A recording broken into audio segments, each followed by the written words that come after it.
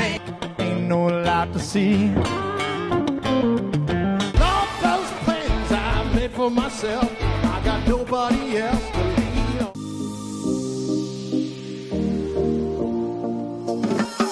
Welcome to everyone joining us to experience stories of resilience, hope, perseverance, and joy. Move over to a sport chair, basketball wheelchair. Category of Best Video are... We love you guys.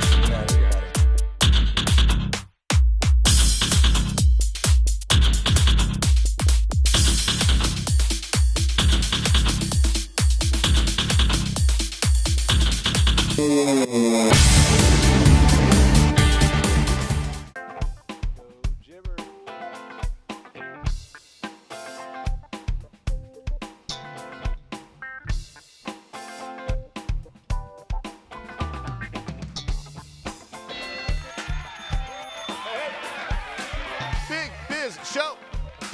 Let me tell you along. Sully here, Costa there, and the day trader Quattro, the DTC. Good to see you guys, eh? All right. Did you know? You like that? Did you know that your business is going broke and you don't even know it? My good friend Troy Hazard. Troy Hazard has been with this program almost from the beginning. We were on television. Troy Hazard showed up from Australia one day promoting a book called The Naked Entrepreneur. Okay. And ever since then, he's become not only a guest, a friend, a partner on air, as well as a business partner. And once again, Troy Hazard, one of the most sought out keynote speakers in the country. Of course, the author of Future Proofing Your Business. I love these emails I get from you pontificating on things aren't as bad as you think, they're worse. So, so Troy's latest is your business is going broke and you don't even know it.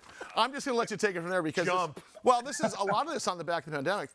This is interesting because one of the things that you hear in business all the time is businesses usually go broke about 18 months before it actually goes out of business. Troy, take it away. Talk about it. Well, let's look at the example of the Silicon Valley Bank, for instance. Yeah. That kind of just happened overnight, right? Yeah. It didn't happen on Thursday and all of a sudden on Friday they're closing their doors. Yeah. It happened months ago. And I think in small business, we just get so busy in what's right in front of us, we forget that we have to look at the long-term metrics, the things that are maybe changing in the background, but we're just not recognizing. We're not putting any focus on that. Right. And sometimes it's the simplicity of just not knowing when money's coming in or money's going out and keeping a really close eye on that to make sure that you aren't, in fact, slowly but surely going backwards, that you are, in fact, moving forward and you are increasing revenue, increasing profit, and taking your business into the future, not running it into the ground. So Troy, we have a lot of small businesses that watch the program for many, many years. Are there some takeaways where they can, they're in the position now where they think they're doing pretty good, but they're maybe not keeping their mind or their eye on the shop as well as they should? What can they do? Well, the first one is watch the cash. Money in, money out, be really, really close to it. And of course, over the last couple of years, most of us have done that because we've had to. Yeah. But now that we've tightened the belt, let's keep it tight for the next little while and not let it get away on us and make sure that we are following that metrics on a regular basis, not just at tax time, but every week, every month, every quarter, every year. That's the first thing and the easiest thing that we can do to make sure that we ain't going backwards. The next thing is to get as much product and service into the market as we possibly can. We've been scratching around, trying to find supply, trying to find people to deliver those products. Now that we've got a little bit more rhythm and routine coming back into your week or your month in your business, let's get as much into the market as we possibly can to let people know you're still here and you're still keeping up with their demands. Troy, you've heard me say this before, and I've said this a number of times, not only on stage, but also on TV, and that cash flow is more important than your mother.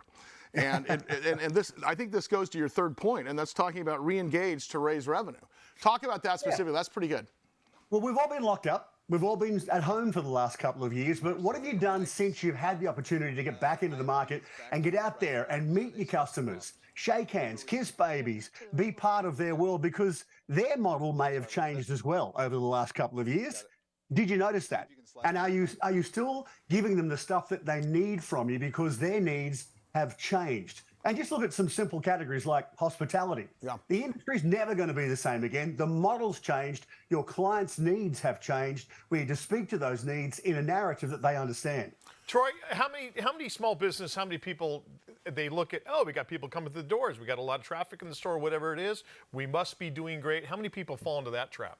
Yeah, and it's a big one too, because you can have this great top line revenue, but really lousy profit. And over the last couple of years, what many small businesses have done is that they've met the market. They've dropped their prices by 10, 30, 40, 50%. In my business, in the speaking industry, some of those guys have been doing it for 10% of their usual fee.